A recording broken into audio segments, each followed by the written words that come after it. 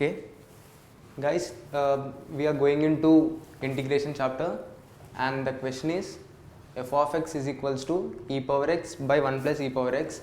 और हमें ये फंक्शन के बेस्ड पे दो दूसरे इंटीग्रल वैल्यूज़ दिए हैं. First one is I1 which has f of minus A and f of a as limits. तो ये f ऑफ x फंक्शन के साथ g दूसरा फंक्शन है जो ये इंटीग्रल में इन्वॉल्व किया गया है. And this is also given that g is not an identity function. So first we have to find the integral values of I1 and I2, then later on divide to get the answer. So first let us calculate the function f of x, which is given as e power x by 1 plus e power x. तो हमें limits में f of a के साथ साथ f of minus a भी है. तो पहले f of a और f of माइनस a को एवेलुएट करते हैं. सो f of a is e power x by 1 plus e power x and f of minus a would be e power minus x by 1 plus e power minus x. तो पूरे function में e power x को ही evaluate करेंगे. सो e power minus x को e power x में convert करेंगे विच is 1 by e power x. तो ये हो जाएगा 1 by e power x plus 1. So f of a is e power x by 1 plus e power x और f of minus a है 1 by e power x plus 1. तो इससे हम ये ऑब्जर्व कर सकते हैं कि f of a plus f of minus a is equals to e power x by e power x plus 1 plus 1 by e power x plus 1 which is equal to 1. So e power f of a plus f of minus a is equals to 1. ये identity को remember करता है. f of a plus f of minus a comes out to be 1. तो अभी function f हो गया. तो अभी फंक्शन g को कैलकुलेट करते हैं next. So first integral has integral limits from f of minus a to f of a और into x into g of x into 1 minus x dx. सो हमें g function पे कुछ भी values नहीं दिया है, पर from this value f of a plus f of minus a equal to 1 और डेफिनाइट इंटीग्रल्स के आइडेंटिटीज़ यूज़ करके हम ये कैलकुलेट कर सकते हैं कि f of minus a plus f of a minus x को इससे रिप्लेस कर सकते हैं इन डेफिनाइट इंटीग्रल्स में. तो ये एवेलुएट करेंगे I1 from f of minus a to f of a when x is replaced by f of minus a plus f of a minus x and this value is 1 from previous identity 1 minus x. This is nothing but 1 minus x. तो x हो गया 1 minus x into g of 1 minus x replaced by 1 minus x into 1 minus again x को 1 minus x से replace करेंगे. तो minus से multiply करने पे ये हो जाएगा minus 1 plus x minus 1 plus x into d x. So this integral value is f of minus a to f of a. 1 minus x को 1 माइनस x रखेंगे और g के अंदर के फंक्शन को सिंप्लीफाई करेंगे तो हमें आएगा g of 1 minus x into x d x. तो ठीक है, इसको एक और स्टेप लिखते हैं.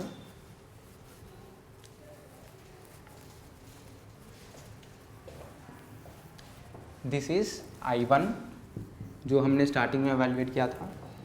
I1 is equals to integral f of minus a to f of a और ये 1 माइनस एक्स को मल्टीप्लाई करते हैं तो हमें दो g के फंक्शंस आएंगे g of 1 minus x into x d x plus integral f of minus a to f of a.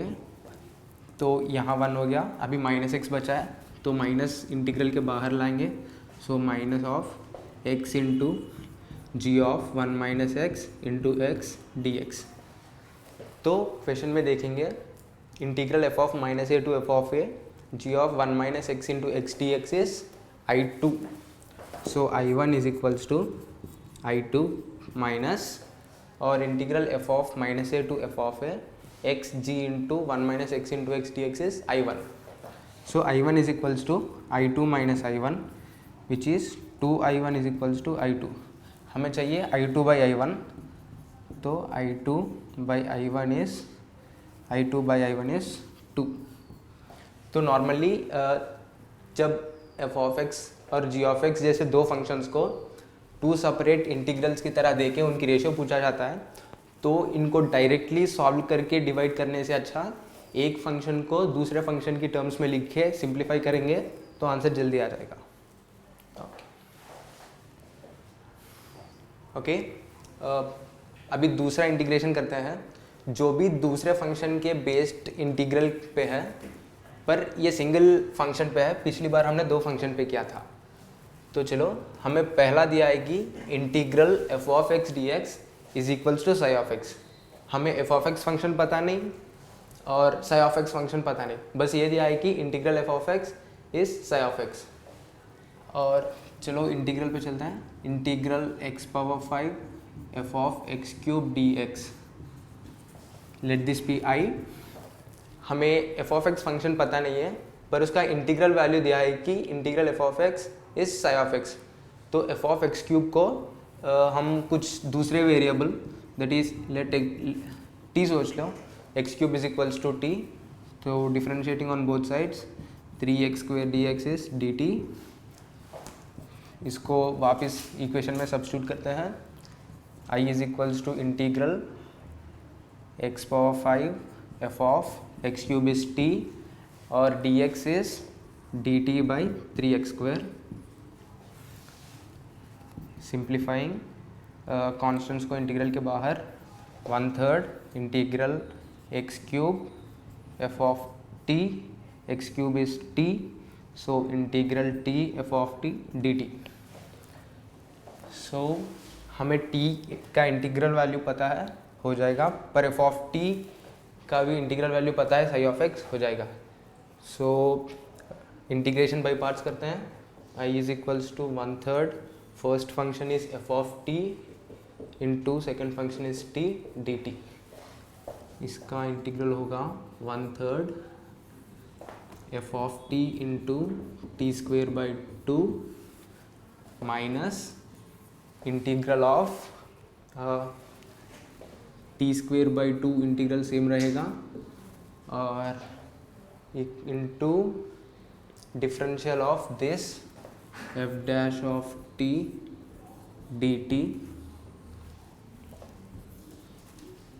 तो इसे हम लिखेंगे i इज इक्वल्स टू 1/3, या अगर हम t को सेकेंड फंक्शन ले तो फिर से ये वैल्यू एक्सटेंड होते जाएगा और फंक्शन पे डेरिवेटिव्स आते जाएंगे. सो एक काम करते हैं, फर्स्ट फंक्शन को t लेते हैं और सेकेंड फंक्शन को एफ ऑफ एक्स, क्योंकि जब फर्स्ट फंक्शन t होगा उसका डेरिवेटिव 1 होके कांस्टेंट एलिमिनेट हो जाएगा.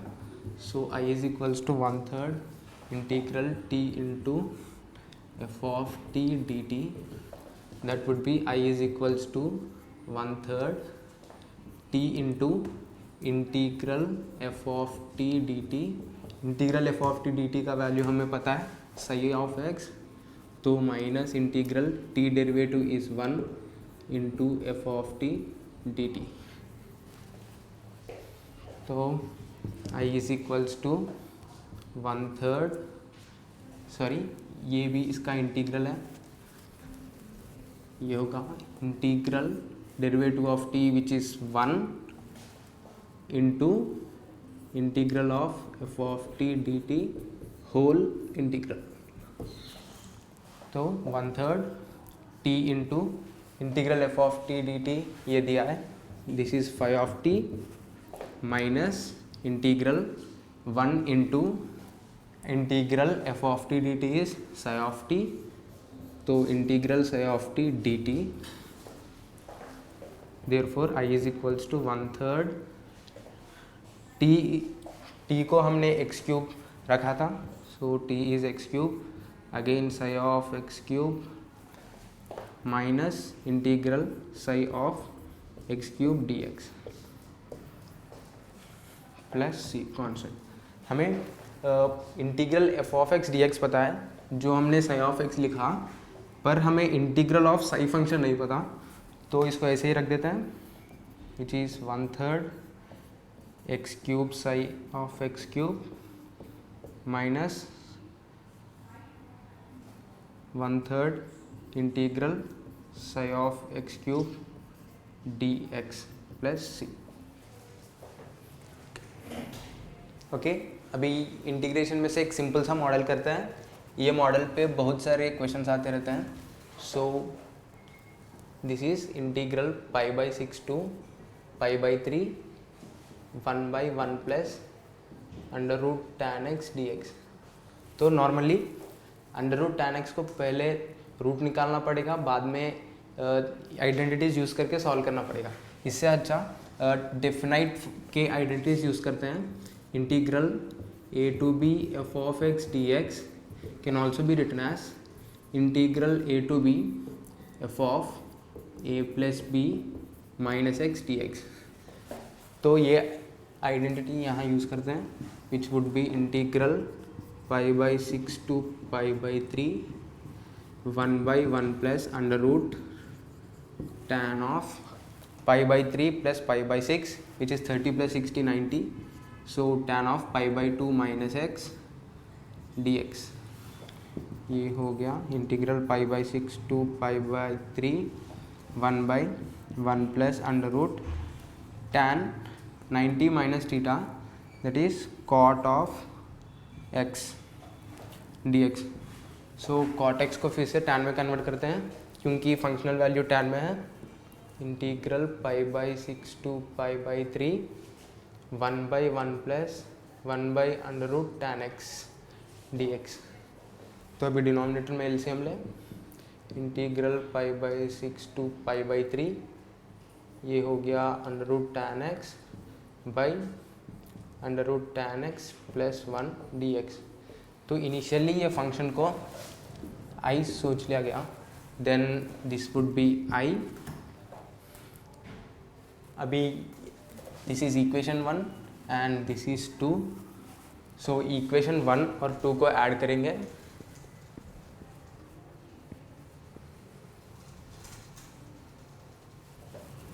Add equation 1 and 2,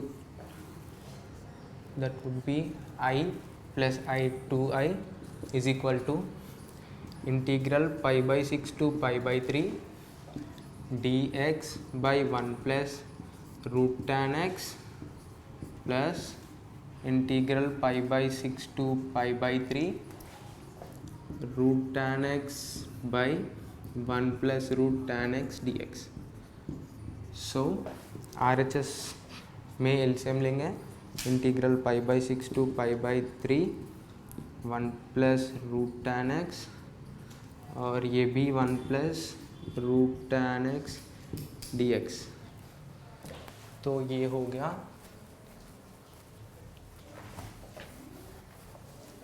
to I is equals to numerator denominator cancel, और बचा pi by 6 to pi by 3 1 dx.